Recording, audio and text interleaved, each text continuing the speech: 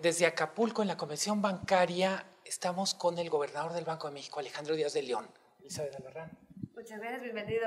Muchas gracias, un gusto estar con ustedes. Gobernador, las cifras de inflación para el mes de febrero nos dan una tendencia de desaceleración, pero seguimos con niveles muy altos. ¿Cuál es tu perspectiva de lo que viene y cuáles son los aspectos que tenemos que seguir vigilando? Sí, empezaré diciendo que el año pasado tuvimos un año especialmente adverso en materia de inflación, cerró en 6.77 la inflación.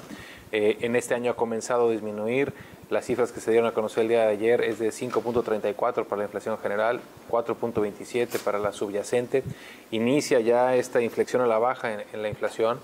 De hecho, la semana pasada en nuestro informe trimestral dimos a conocer los pronósticos puntuales del banco para los siguientes 8 trimestres. Es la primera vez que el Banco de México hace públicos los pronósticos puntuales para la inflación promedio de cada trimestre.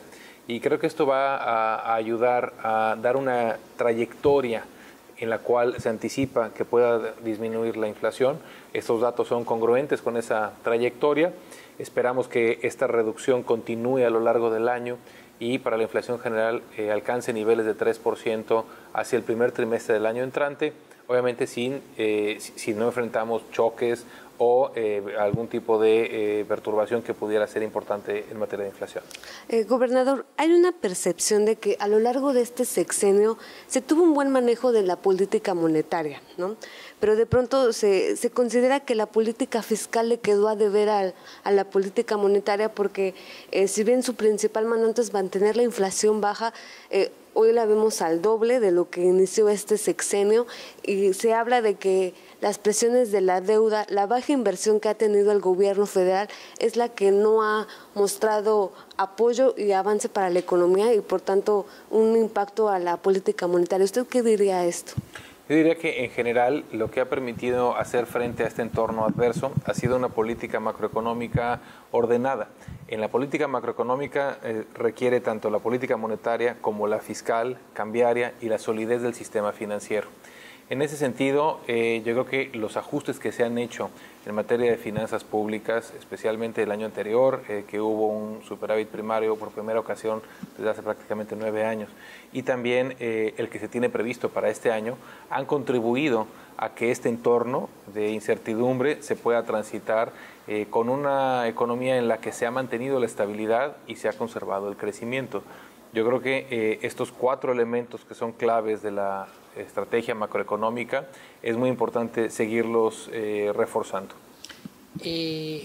Llevamos algunos meses hablando del fin del ciclo del dinero fácil, de las tasas muy bajas, y es un poco como ahí viene el lobo, porque sabemos que las tasas se tienen que mover para contener la inflación, pero también para responder a lo que haga la Reserva Federal.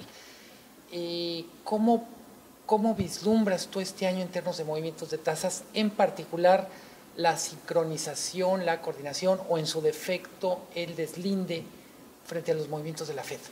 Sí, yo diría que hemos enfrentado un entorno adverso. La política monetaria en México ha reaccionado y ha buscado atender pues 2 grandes focos de incertidumbre. Uno es los choques que se vieron y que afectaron a la inflación el año pasado, y el otro es contribuir a condiciones ordenadas en los mercados financieros nacionales de cara a los factores de riesgo que todavía enfrentamos. Entre esos factores de riesgo, las tasas externas es uno de ellos, el futuro del Tratado de Libre Comercio es otro, inclusive hasta el ciclo electoral que suele tener cierta volatilidad de corto plazo. En este sentido, es muy importante que las tasas de interés contribuyan a que se asimilen estos choques de una manera adecuada y a tener un entorno de menor riesgo hacia adelante. En cuanto a la posición relativa respecto a la Reserva Federal, destacaría que si bien hemos incrementado las tasas en una magnitud y con una frecuencia mayor a la de Estados Unidos, es importante destacar que este espacio y este diferencial de tasas de interés es parte de lo que contribuye a reducir la inflación y a que los mercados financieros se comporten de una manera ordenada. Aquí la gran pregunta es cuándo las condiciones ya son lo suficientemente claras y favorables para poder, en su caso, considerar que ese espacio se puede reducir. Es algo que lo vamos a evaluar caso por caso, reunión por reunión, hemos sido muy cautelosos en no dar una guía o una referencia de tasas de interés hacia adelante, especialmente por el entorno de incertidumbre que enfrentamos.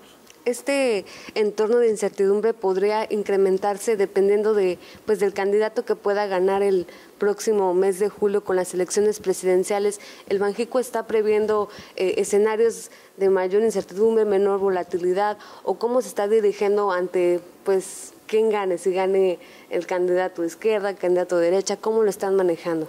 Yo creo que para nosotros es muy importante, y de hecho en la intervención que tuve el día de ayer, destaqué mucho cuál es el objetivo y la misión del banco. Nuestro objetivo es de largo plazo. Somos el ente dentro del Estado mexicano que tiene a su cargo la conducción de la política monetaria. Nuestro objetivo es que la inflación sea baja y estable de manera permanente. Y nuestro horizonte es de largo plazo y ajeno al ciclo político.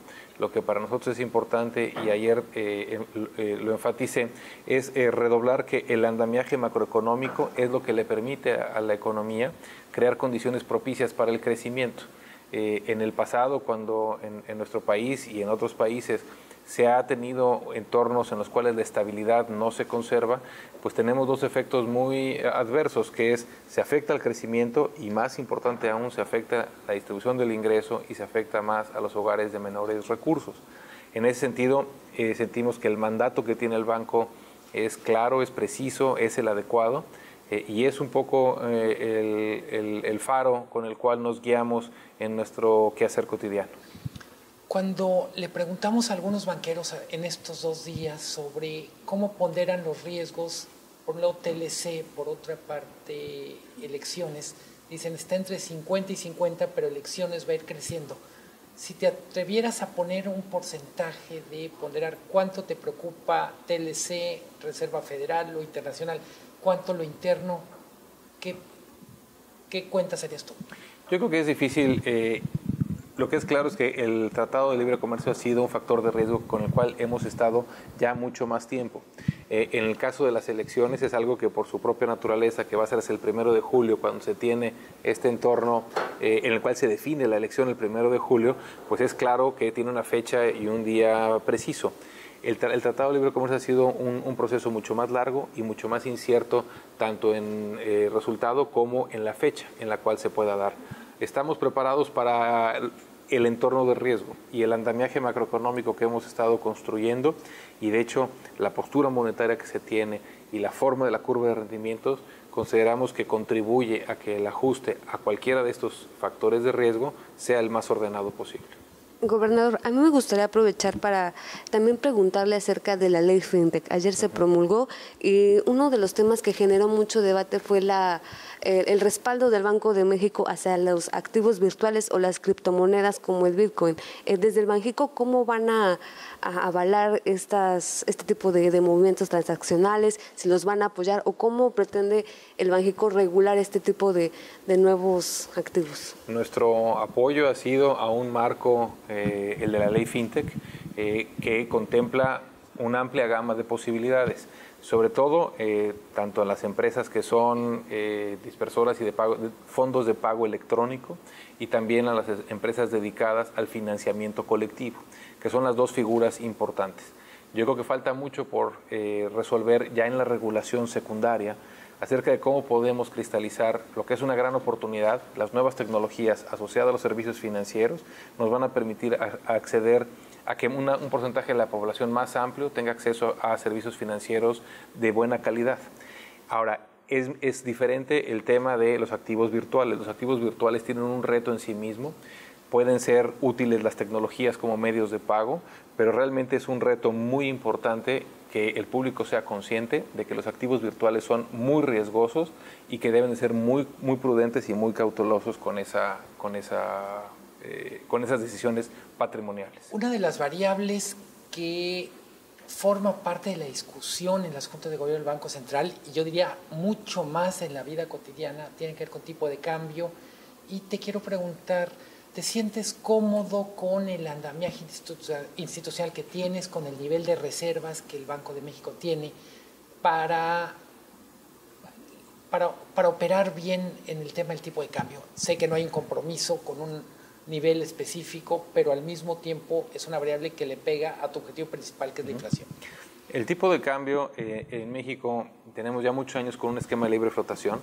La libre flotación le ha servido bien a México, ha servido para amortiguar los choques externos. Muchas otras economías han tenido afectaciones mucho más pronunciadas en la actividad productiva. La verdad es que en un año tan complejo como el pasado se pudo mantener el tipo de cambio amortiguó muchos de estos choques, se mantuvieron condiciones de crecimiento, la economía sostuvo crecimiento y esto yo creo que es muy importante destacarlo. Tenemos un mercado cambiario líquido, profundo. De hecho, si quitamos al won coreano, que realmente no es una economía emergente de Corea del Sur, México tiene la moneda con el mercado cambiario más líquido y profundo del mundo. Esto dice mucho y es un mercado que funciona y que tiene en general un funcionamiento adecuado. Destacaría que muchas veces el precio está asociado a dos cosas. Una son las características fundamentales en la economía y a las primas de riesgo asociadas a ellos. Y a veces puede haber, esas primas de riesgo pueden incrementar o reducirse. Hemos visto en el pasado que se han incrementado asociadas sobre todo al futuro de la renegociación del Tratado de Libre Comercio, y en la medida en la que haya claridad algunos de estos factores de riesgo, pues tendremos un comportamiento mucho más estable. Pero el mercado ha funcionado bien. En posibles escenarios de fuerte volatilidad o de escenarios externos, como vimos en algún momento con el Brexit, Banxico está planeando con Comisión de Cambios tener una intervención discrecional, mover incluso las reservas. Ahorita, ¿cuál es la estrategia, al menos en el segundo semestre que queda del año? Nuestra estrategia sigue siendo la misma. Tenemos por un lado un mercado líquido y profundo y que funciona bien. En ocasiones hemos identificado que la liquidez se reduce de manera significativa, que se deterioran las condiciones en el mercado y la Comisión de Cambios ha considerado que en esas ocasiones en las que pueda haber con volúmenes muy pequeños una afectación en la dinámica de precio y que realmente se seca un poco la liquidez del mercado, que sea útil contribuir con algo de liquidez. Ese funcionamiento y esa lógica de operar sigue vigente.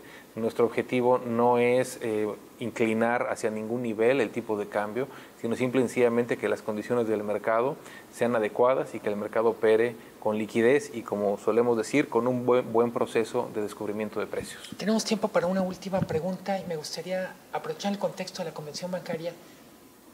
¿Cómo está haciendo el diálogo con los banqueros? ¿Cuáles serían los principales temas de este diálogo entre Banco de México, Banco Central y banca privada en México? Yo diría que el diálogo es muy bueno. Tenemos pues un buen diálogo ya de muchos años. Yo creo que algo que anunciamos hace unos días pues también puede ser muy útil. Anunciamos unas políticas para poner disposiciones del Banco de México, adoptando mejora regulatoria, en la cual cualquier persona va a poder opinar acerca de las disposiciones que emite el Banco de México antes de que estas disposiciones entren en vigor. Sentimos que de cara a la ley FinTech y a la regulación que al banco le va a tocar emitir a este respecto, será muy útil para que pues tanto el sector financiero como el sector FinTech pueda expresar su opinión acerca de los borradores de regulación que tenga pensado el banco emitir. Creo que es una manera diferente de acercarnos, de una manera muy abierta, y que cualquier persona interesada nos pueda dar su opinión acerca de nuestras disposiciones. Con el gremio siempre ha habido un diálogo muy intenso, pero creo que este le va a dar un canal adicional más transparente y más abierto. Gobernador del Banco de México, ha sido un gusto tenerte con nosotros en El Economista TV. Muchas gracias, un gusto. A ustedes, amigos, sigan con nosotros. Somos El Economista TV.